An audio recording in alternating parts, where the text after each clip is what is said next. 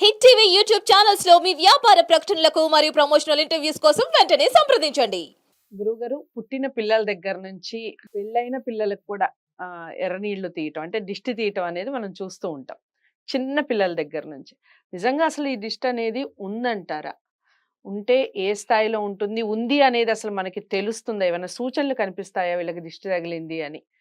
ఒకవేళ ఉంటే ఏ స్థాయిలో ఉంటుంది? దానివల్ల ఎలాంటి ప్రమాదాలుంటాయి? అలాగే ఇంటికి కూడా ఏదైనా దిష్టి ఉండే అవకాశం ఉంటుందా? ఉంటే దాంట్లో ఎలాంటి పరిణామాలు మనం చూడొచ్చు? వాస్తవానికి నేను దీనికి వ్యతిరేకినండి. హ్మ్. అంటే దిష్టి తగులుతుంది అంటే, ఒక చిన్న ఎగ్జాంపుల్ చెప్తా మీకు. చెప్పండి. అంబానీ గారు నిన్న పెద్ద పెళ్లి చేశాడండి. హ్మ్. 5,000 కోట్లు ఖర్చు పెట్టి చేశాడు. హ్మ్. ఎంత దిష్టి తగలాలి? హ్మ్. సరే మన ఇంట్లో పెళ్లి వదిలిపెడదాం. 10,00,000, 20,00,000, 30,00,000 వదిలిపెడదాం. హ్మ్. ఎంత దిష్టి తగలాలి? ఒక సచిన్ టెండూల్కర్‌కి ఎంత దిష్టి తగలాలి? హ్మ్. ఒక సైనా నెహ్వాల్‌కి ఎంత దిష్టి తగలాలి? హ్మ్. చంద్రబాబు నాయుడు గారికి ఎంత దిష్టి తగలాలి? హ్మ్. రేవంత్ రెడ్డి గారికి ఎంత దిష్టి తగలాలి? హ్మ్. దిష్టి అనేది ఉండదండి. హ్మ్. చంటి పిల్లల విషయంలో ఉంటుంది అనడానికి కొన్ని ఆధారాలున్నాయి. హ్మ్. ఎందుకు అంటే, ఇంటికొచ్చిన 10 మంది గూడా వాళ్ళ చేతిలోకి తీసుకుంటారు. హ్మ్. ఇప్పుడులాగా శానిటైజర్స్ లేవు, హ్మ్. ప్రికాషన్స్ లేవు. డెటాల్‌ను వాష్ బేసిన్ ఉండదు. హ్మ్. చేయి కడుక్కొని ముట్టుకోరు. వచ్చిన వాళ్ళు 4 రకాలు. వాళ్ళు బయటెక్కడో తిరిగొస్తారు. వాళ్ళ ఒంటికి గూడా దుమ్ముంటుంది. హ్మ్. వీళ్ళేం చేస్తారంటే, ముద్దులాడటం కోసం ప్రేమతో దగ్గర తీసుకున్నప్పుడు, ఈ వస్త్రాలకున్నటువంటి దుమ్మో, ధూళో హ్మ్. పిల్లవాడికి కంపల్సరీ వాడు పీల్చుకుంటాడు గదా! అవును. వాళ్ళెళ్ళిపోయిన తర్వాత వీడు ఏడవడం మొదలుపెడతాడు. హ్మ్. దిష్టి దానివల్ల తగిలింది కదా! ఇరిటేషన్ వల్ల, అమ్మో! ఆ అమ్మాయొచ్చింది. హ్మ్. చూసావా 4 సార్లు ముద్దాడింది. బాగున్నాడు, బాగున్నాడంది. మా అబ్బాయికి దిష్టి తగిలిందని చెప్పి హుహు. పాపం ఆవిడ మంచి మనసుతో వచ్చి ప్రేమగా ముద్దాడి ఆవిడని తిట్టేస్తున్నాం మనం. హ్మ్. అంతేనా? హ్మ్. దృష్టి అంటే ఒక నెగెటివ్ ఎనర్జీ అని అర్థం. హ్మ్. దృష్టి అంటే నెగెటివ్ ఎనర్జీ. హ్మ్. ఈ దృష్టి తగలటము, చేతబడులు చేయటము, ఏదో చేయించారంటారు, మందు హ్మ్. పెట్టారంటారు. హ్మ్. ఇవన్నీ కూడా కల్పిత ప్రపంచం. హ్మ్. అంటే ఏ శాస్త్ర విజ్ఞానము లేని వాళ్ళు రూ. 10 సంపాదించుకోవడానికి ఆస్కారం కలిగినటువంటి ఒక శాస్త్రం. హ్మ్. సరే ఉంది అనుకుందాం. హ్మ్. ఇప్పుడు ఎర్ర నీళ్ళు తీసేసాం. హ్మ్. ఆ పసిగుడ్డుకి ఎర్ర నీళ్ళంటే ఏంటో తెలీదు ఆడికి. అవును. ఇప్పుడు నాలాంటోడికి తెలుసు ఎర్ర నీళ్ళు తీస్తున్నానంటే, ఆ ఎర్ర నీళ్ళ వైపు చూస్తాను. కాళ్ళు కడుక్కుంటా, కళ్ళు కడుక్కుంటా, చేతులు కడుక్కుంటాను. వాడికేం తెలుసు? వాడికేం తెలీదు. బిఫోర్ ఎర్ర నీళ్ళు వాడు ఆడే. హ్మ్. ఆఫ్టర్ ఎర్ర నీళ్ళు వాడే. ఆడేం లేదు. వాడికి ఏం చేస్తారంటే, స్నానం చేయించి ఎర్ర నీళ్ళు తీయండమ్మా అంటారు. హ్మ్. స్నానం చేయించడంతోనే బ్యాక్టీరియా వెళ్ళిపోయింది. హ్మ్. వేడి వేడి నీళ్ళు స్నానం చేయించాం. ఎర్ర నీళ్ళు తీశారు, ధూపం వేశారు. హ్మ్. హాయిగా పడుకున్నాడు వాడు పాలు తాగి తల్లి దగ్గర. దిష్టి పోతుందా? హ్మ్. అంటే దిష్టి ఉంది, లేదు అనడానికి ఒక ఉదాహరణ. అయితే ప్రధానంగా ఎవరన్నా బాగా డెవలప్ అవుతున్నప్పుడు, హ్మ్. చుట్టూ ఉన్నటువంటి ప్రజలు గానివ్వండి, బంధువులు గానివ్వండి, స్నేహితులు గానివ్వండి, ఒకటికి 10 సార్లు వాళ్ళ గురించి మాట్లాడుకోవడం జరుగుతుంది. హ్మ్. బాగా అభివృద్ధి చెందుతున్నాడు, బాగా అభివృద్ధి చెందుతున్నాడు అని. హ్మ్. పర్టిక్యులర్‌గా ఒక కష్టపడి డెవలప్ అవుతున్న వాళ్ళ విషయంలో హ్మ్. ఇది ఈ దృష్టి తగలదు. హ్మ్. ఇందాక నేను చెప్పిన ఉదాహరణ సచిన్ టెండూల్కర్. కష్టపడి ఒక 100 కొట్టాడు. వాడి దృష్టి కనపడుతోంది అక్కడ ఎంత కష్టపడ్డాడు. అనుకోకుండా డబ్బులొస్తుంటాయి. అనుకోకుండా బిల్డింగులు కొంటుంటారు. అనుకోకుండా ఆస్తులు కొంటుంటారు.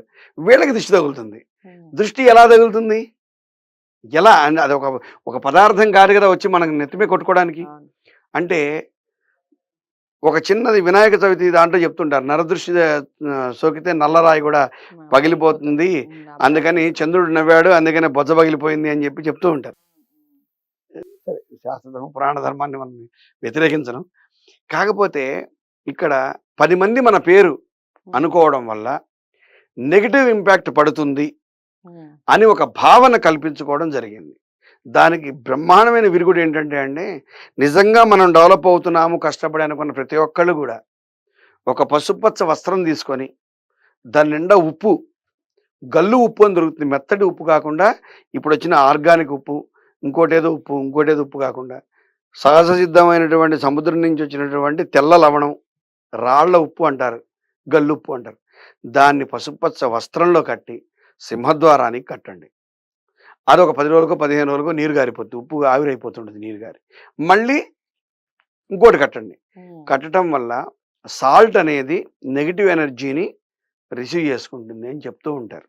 రైట్. సో తద్వారా కొన్ని దృష్టి దోషాలు ఉన్నవి తొలగిపోవడానికి అవకాశం ఉంది. మనకి దశావతారంలో ఒక సినిమా ఉంది. దాంట్లో ఒక మందు ఉంటుంది. అది గనక ప్రజల్లోకి వెళ్తే గనక నీళ్ళలో కలిస్తే లేకపోతే చనిపోతారు అందరని చెప్తే చివరికి దాన్ని సముద్రంలో కలిపేస్తారు, లవణ సముద్రంలో.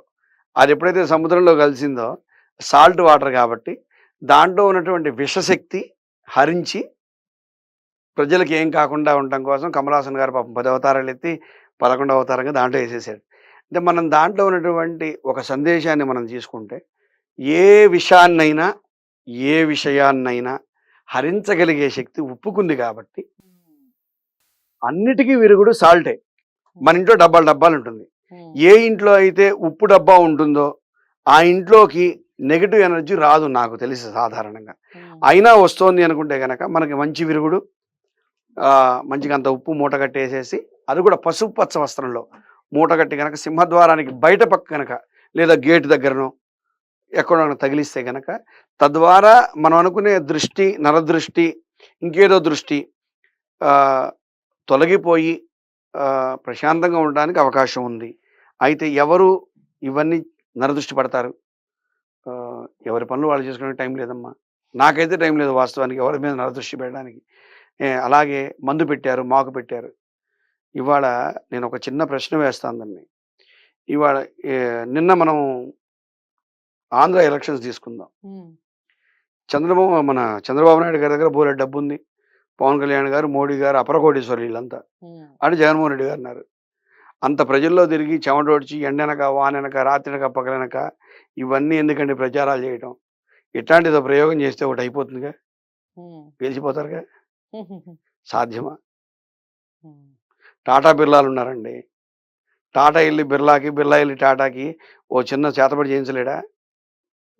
ఎవరిని చేతబడి చేయించమంటే 1000 కోట్లు ఇస్తాడు ఆయన. మళ్ళాగా 5-10 కాదు. ఉందా? సాధ్యమా? జరుగుతుందా? అది చిన్న లాజిక్. మనం చిన్నోళ్ళం, మన మీద ఎవరు చేయించరు. పెద్దవాళ్ళు ఉన్నారు, పెద్ద పెద్ద పోటీదారులు ఉన్నారు. వాళ్ళు నిజంగా గెలవాలి అంటే ఎన్నో కోట్లు ఖర్చు పెట్టచ్చు, చేయించచ్చు కదా. వాళ్ళకని డబ్బు కొదవా? డబ్బుకేం కొదవలేదు. మనం 100 రూపాయలు ఇస్తే వాడు 100 కోట్లు ఇస్తాడు ఓ మంత్రానికి.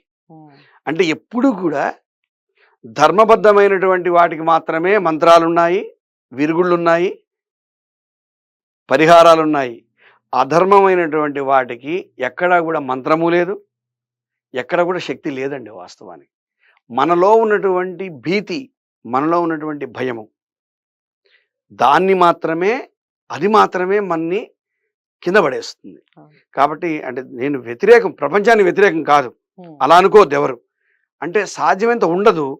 ఒకవేళ మనకి భ్రమలో ఉన్నాం అనుకోండి, నేను చెప్పినటువంటి ఉప్పును కనుక మూట కడితే కనుక తప్పనిసరిగా ఏదన్నా ఉంటే పోవడానికి అవకాశం. రైట్.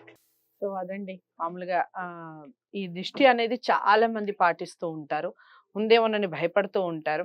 గురుగారు చాలా చక్కటి ఎగ్జాంపుల్స్ చెప్పారు. అసలు ఆ ఎగ్జాంపుల్స్ కనుక కరెక్ట్గా బోధపడి ఉంటే ఇక నుంచి ఇది అపోహ అనే ఫీలింగ్లోకి వెళ్ళిపోవచ్చు. ఇంకా మీరు నమ్మితే కనుక గురుగారు చెప్పినటువంటి పరిహారం ఏదైతే ఉందో అది ఫాలో అయ్యి చూడండి. ఇంకా డౌట్స్ ఏమైనా ఉంటే కామెంట్ బాక్స్లో తెలియచేయండి. జాతకాలకు సంబంధించి, వాస్తుకు సంబంధించి, జ్యోతిష్యానికి సంబంధించి ఏదైనా మీకు డౌట్స్ ఉంటే స్క్రీన్ మీద కనపడే నెంబర్కి కాల్ చేయండి. వీడియోని లైక్ చేసి షేర్ చేయండి. ఛానల్ని సబ్స్క్రైబ్ చేసుకోండి. ఇలాంటి మరిన్ని మంచి కార్యక్రమాలతో మళ్ళీ గురువుగారితో తదుపరి కార్యక్రమంలో కలిసే ప్రయత్నం చేస్తాను. అంతవరకు సెలవు. నమస్తే.